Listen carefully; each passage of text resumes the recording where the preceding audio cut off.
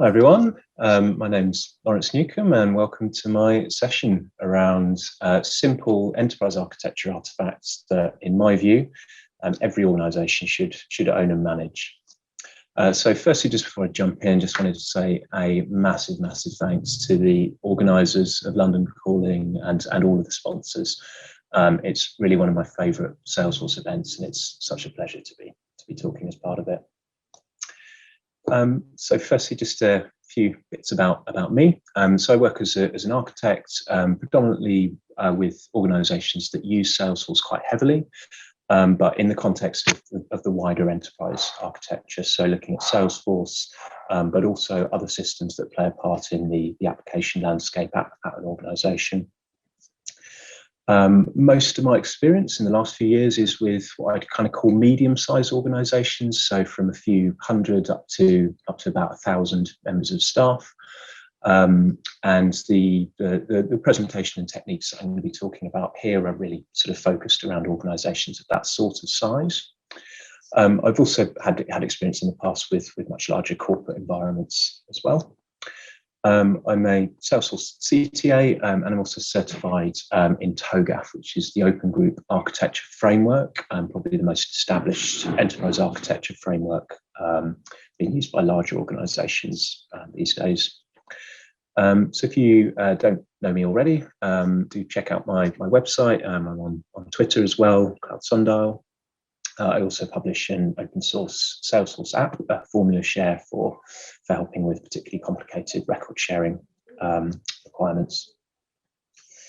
So in terms of what we'll cover, so the session today is, as I mentioned, it's really a perspective on practical and straightforward enterprise architecture for kind of that sort of smaller, medium-sized organisation. So trying to really sort of demystify the idea that enterprise architecture is something big and complicated that you need a whole team of trained experts to do. So I'm going to introduce what I think are quite easy to use, very helpful formats for artifacts. So three particular formats that I find very useful. And I'm just going to run through a few suggestions and tips on how to put these things together and how to get them adding value in your organisation, whether or not you actually have an architect working as part of your team. So, if there's one thing I'd really like everyone to take away, and it's that you don't need an architect to do architecture. So what it's not, unfortunately, I'm not going to have time to go into a lot of depth into the content of these artifacts, but hopefully this will act as an introduction to help you understand where to look and where to find more information if any of these do seem relevant for you. It's also not pitched at particularly complex, bigger organisations which may have a need for a much more structured approach, although the three artifacts I'll be talking about are very core artifacts that you'd expect at any organisation. It's also not a Salesforce presentation. This might be the last time that I mention the word Salesforce. It's really about techniques that you can use for general enterprise architecture that encompasses all applications and technologies and information at an organisation.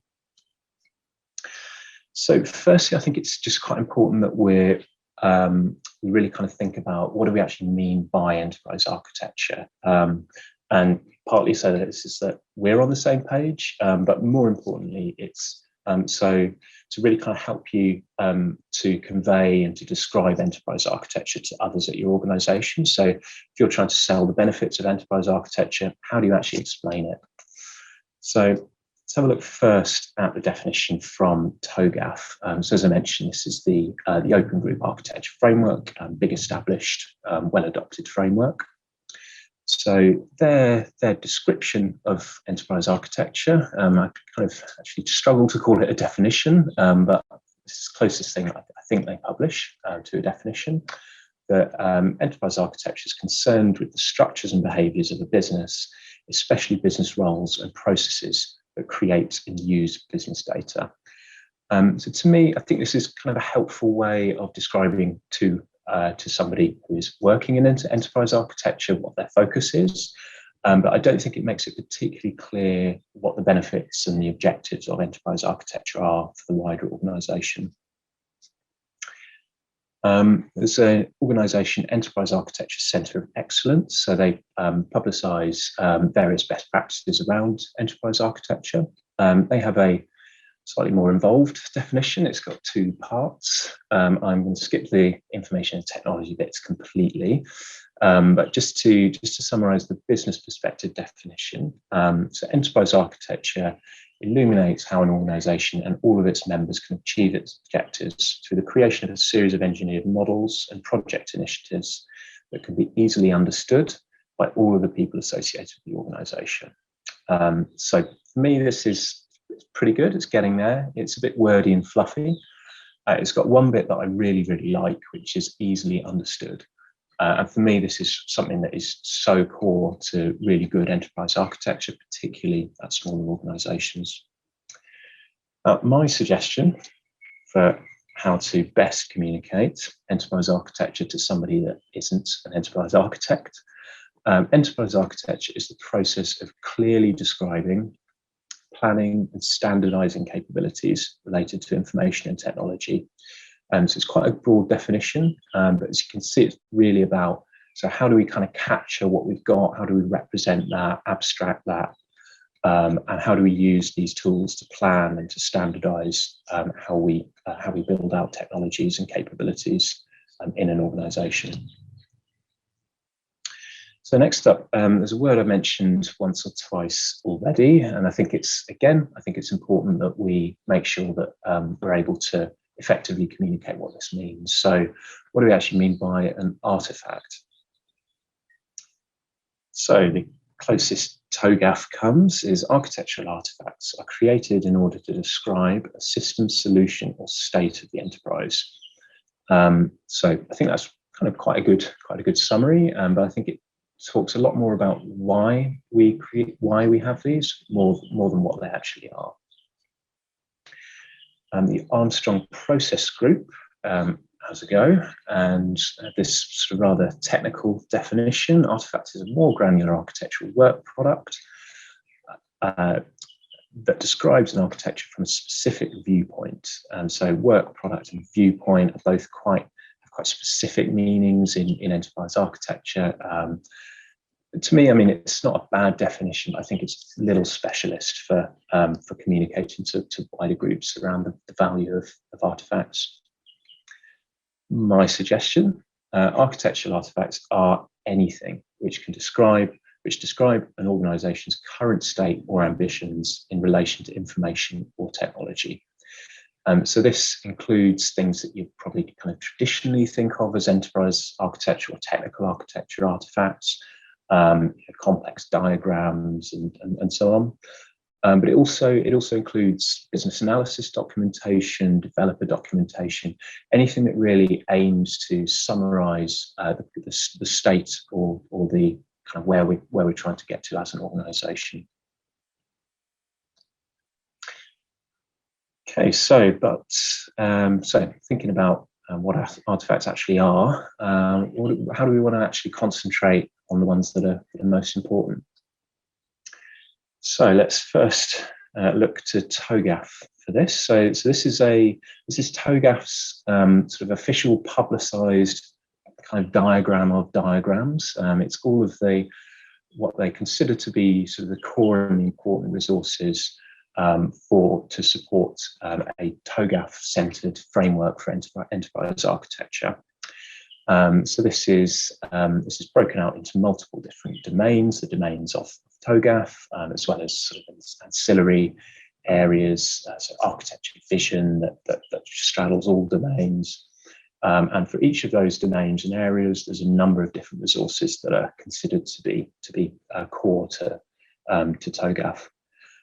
If you're anything like me, the first time you look at this, you think, "Oh my God, how can I possibly?" Well, I don't even know where to start. There's so much that's just considered sort of core to the framework, unless you've got a serious architecture practice. The likelihood of having all of these things is almost non-existent.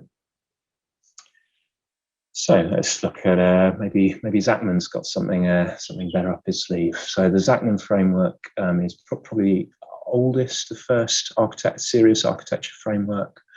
And the way they break down their system of diagrams and resources is according to a combination of what they call an audience perspective. So this is the kind of the who of who is going to be using or interacting with these artifacts, and the motivations. So the what, the how, where, who, when, and why, that they call classifications.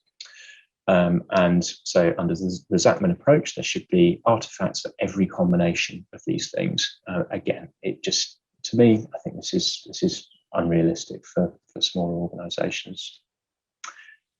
So, okay, so we're kind of spoiled by choice almost with both of those approaches. So let's look at this. Let's turn it on its head and look at this in a slightly different way. So what should we look at first? Well, what I'd suggest is we take a look at a leaf out of Jack Dorsey's book. So in Jack's view, the greatest lesson that I've learned in all of this is you have to start now, start here, start small and keep it simple. And here's Jack thinking pensively, presumably about enterprise architecture. So let's just pick something and just start on something simple. Now, what's that something that we should pick? And my suggestion, if you're just starting out on trying to populate a set of architecture resources, rather than going out and trying to think of which is going to be the best long-term resource to have, think what's actually going to serve an immediate purpose right away. What's going to be useful for my organization today? So maybe there's a project running at the moment that you've recognized that there'll be some value in having some high-level documentation to explain the impact of that project in the context of the wider architecture. Maybe you have an audit requirement that would benefit from some documentation. Something that, if you had that document, you can really show to colleagues that there's real value in these things being produced and maintained. Concentrate on artifacts that there is an individual or a team who are prepared to and knowledgeable enough to put this thing together for the first time. So they've got the time and the knowledge to concentrate on this, and are in a good place to maintain this going forward. So the best artifacts are living, breathing documents that evolve with the organization. So you want to make sure that this artifact stands a good chance of being a long-term resource. And lastly, prioritize artifacts which, more succinctly, this could just say which everyone will understand. So probably the best advocates for your artifacts sit outside of the IT team, or they're the least technical members of the IT team. So they're the stakeholders, they're the management professionals who are going to be going out there, are going to be making the decisions around prioritization and project processes. So you want these people to see your artifacts, not have to read an accompanying document to understand what it's about. It should be self-evident.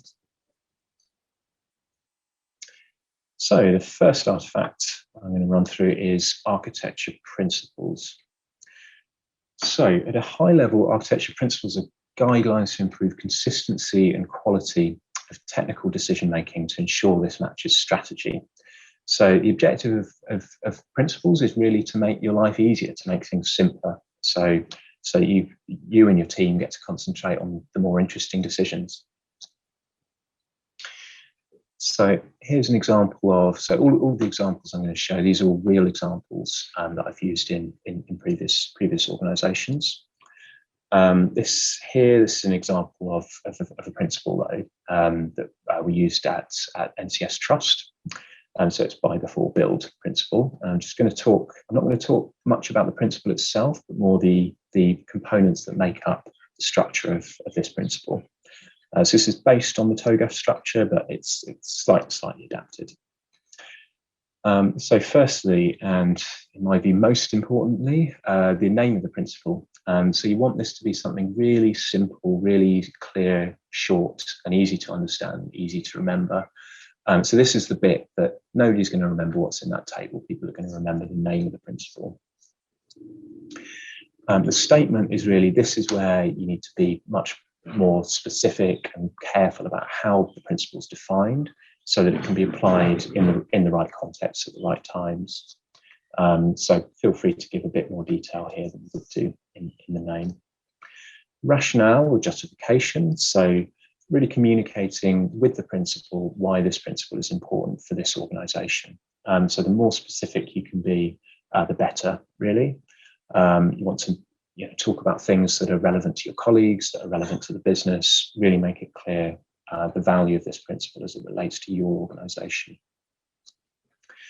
Implications. So this is quite a helpful section for outlining what's going to change or what's going to be put in place as part of adopting this principle. So what does it look like to follow this principle? What processes do you have to support the principle? And it's also quite a good opportunity to describe the process for what happens when there's conflict, what happens for exceptions, and so on. And this is a section, so this isn't part of this core Togaf kind of pattern, but I find it really nice just to put in an example of some work at your organisation where this principle or the spirit of this principle has been followed really well. So of course, when you're writing these for the first time, no one will have had your principles in mind, but pick something that just really shows to you an example of something done well in relation to this principle. So a few thoughts about how to put these things together and how to use them in your organisation. So firstly, what I'd say is as you're starting out, putting principles together, it's really worth, so your end result is probably quite a short document, but the amount of work to length of document that goes into this might be higher than probably anything else that I'll likely be involved in. I think it's really, really important to involve as many people as you possibly can. You want people to really, get their voices heard, get their inputs, make sure they're bought into and understand your principles and feel that they've co-created and co-owned those principles. The most successful set of principles you can have is one that is understood and feels like it is part owned by many people in the department and in the organisation. And of course, once you've established your principles, make sure everybody knows about them. So circulate them widely, email them around, refer to them regularly, run workshops, make sure these are part of regular meetings. Make sure everyone knows about them and knows what they are. You want to think about how you're ensuring compliance to the principles. So which processes are adapted to make sure that you have good compliance to the principles.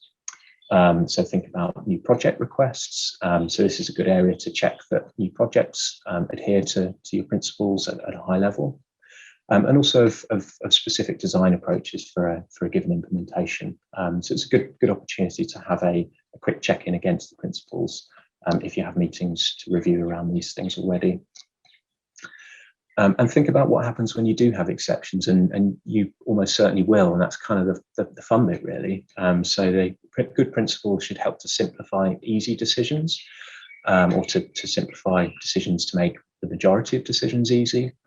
But there's always going to be conflicts and needs to choose choose potentially solutions which don't adhere to your principles. So think about how you make those approvals. And in terms of kind of how many to aim for, I'd say probably as few as possible. You want these to be things that people really know and remember, and you want people ideally to know them like the back of their hand. So my recommendation, about 5 to 10. Any more than 10, I think, is too many. Make them, as I say, easy to remember, and make sure they're relevant as well. So please don't just go out and Google a good set of principles. I'm sure you'll get lots and lots of suggestions. But the most important thing is that these are really relevant to the way that you work.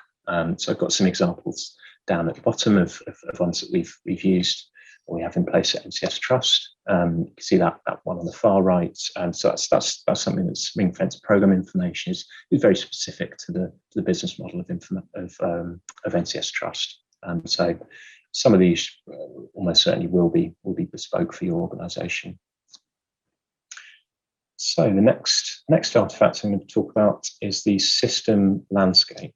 So system landscape is a visualization of an organization's key applications and the high-level relationships they have with each other. So to explain what I mean, I'm just going to jump over to one I made earlier. So this is the application or system landscape, again for NCS Trust. So this is an enterprise-wide application landscape, so there's a lot on it. It looks really, really complicated. It's honestly not, and I'm going to show you the important bits of it that should hopefully illustrate that. So for NCS Trust, a really important part of how we organise strategy for systems is according to the different user groups that we support and provide software for. So for that reason, we made the decision to structure this landscape according to those user groups. Your organisation, it may well be different. There's lots of options of how you do this. Could be by geography. Past stuff split by department that can work well. Could be by hosting platform or anything that helps you to communicate something important to your organisation. So just going to jump into a zoomed in version to see a bit more of the detailed components. So don't worry at all about what's in these boxes. It's the boxes themselves that I'm going to be talking about. So first you'll see there's these sort of larger frames that I use for grouping platforms. So this is quite a clear way to show that applications are all hosted in the same place or provided by a given provider. And you can see here how I've used these platform groupings in the case of Salesforce and Marketing Cloud. Then got the smaller boxes are the applications themselves or the components of the platform. So for these, I find it quite useful to have as well as a name, just a brief description of what this application is all about, what's it for. And then key integrations. So the operative word here being key. So whatever you do, don't try to catalog every single integration in your organization at this level in this kind of document. The objective here is to really communicate where the really important interactions are. So focus on those integrations that are crucial and core to the business model.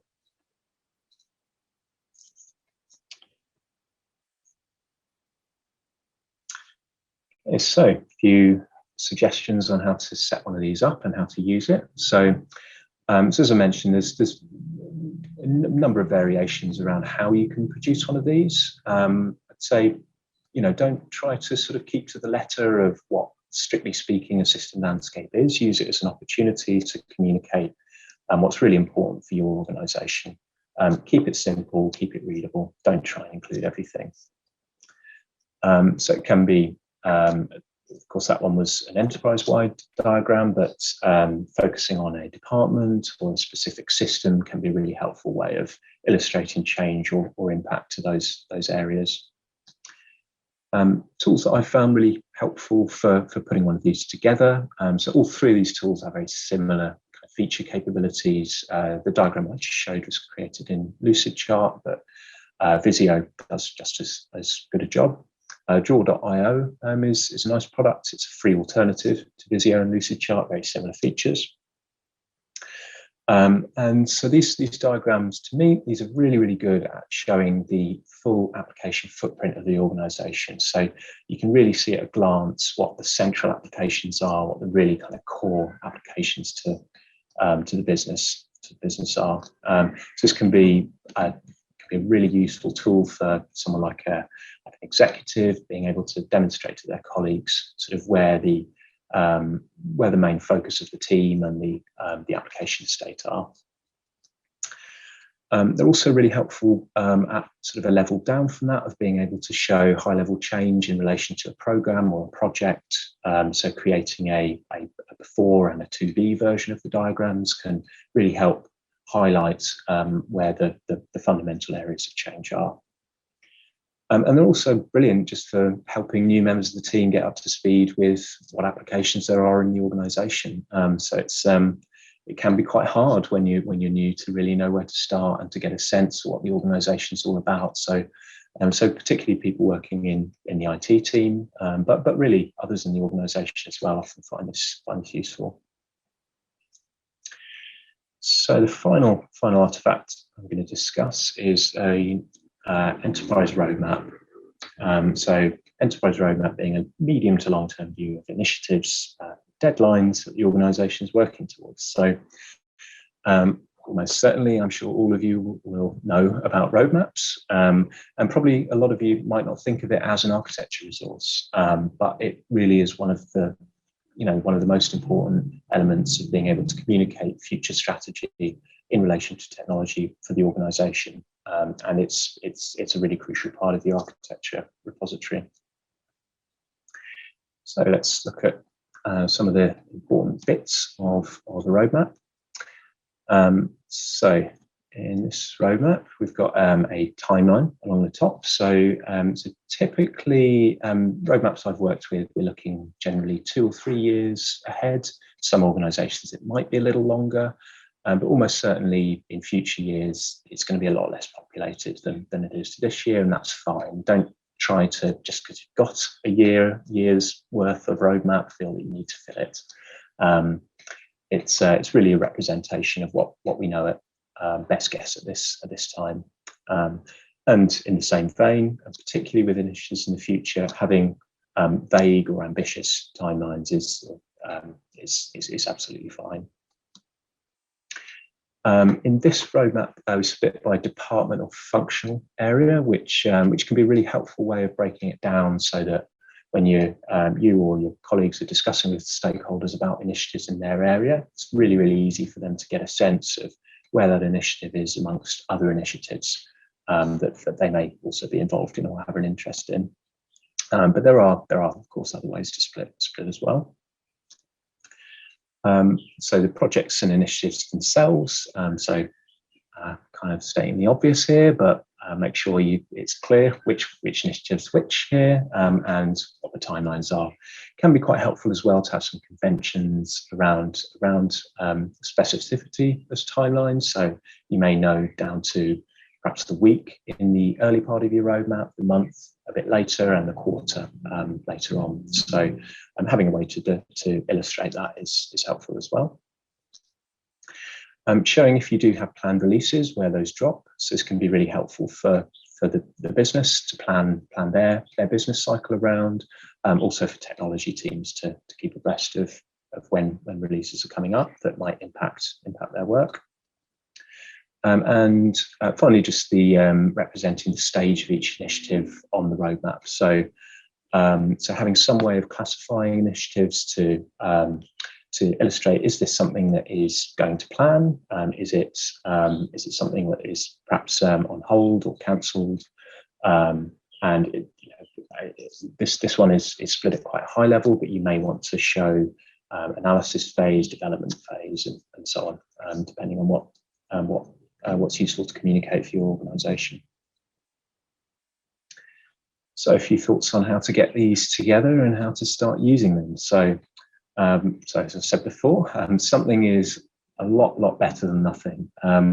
Don't feel that your first version of this needs to have agreed dates that everybody knows, everyone's signed up to. In my view, if you don't have a roadmap already, just put something together, get it out there, get people's input on it.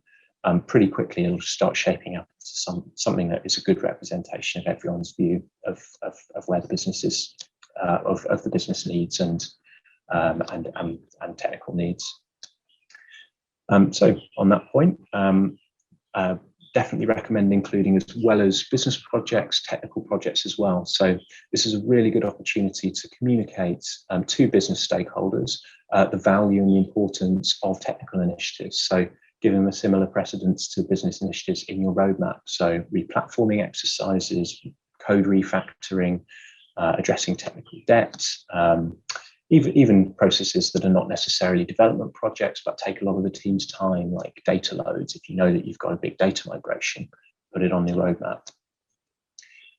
You want to make sure, once you do have a good roadmap established, that there's a clear process for items being added and statuses and dates being changed. Ideally, you'll want to involve stakeholders in that process as much as is possible. So I'd suggest organising for there to be regular meetings, including stakeholders and business owners.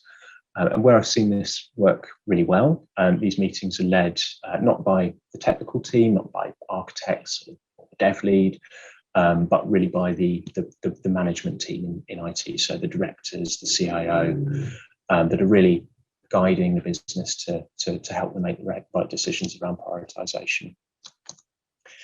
And if you're just getting started, a spreadsheet's absolutely fine. You can do a lot with a spreadsheet. If you are, when you are ready to move on from that, there's lots of tools that can really help. So on the left side here, so you've got Jira and Trello that both have kind of quite nice sort of out the box kind of road mapping that require almost no configuration and help you sort of get something that sort of looks quite nice and is usable without investing a lot of time in the technology itself.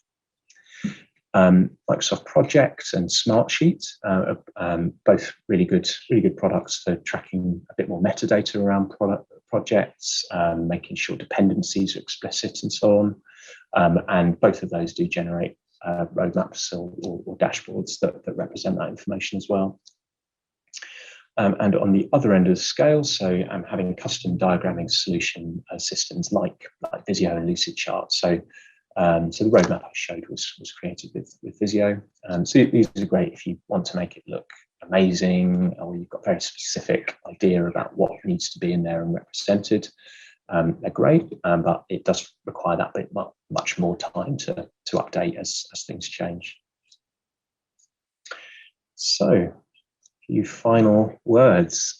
So we covered off 3 main artifacts. So the architecture principles, so the guidelines for your organisation to simplify decision making.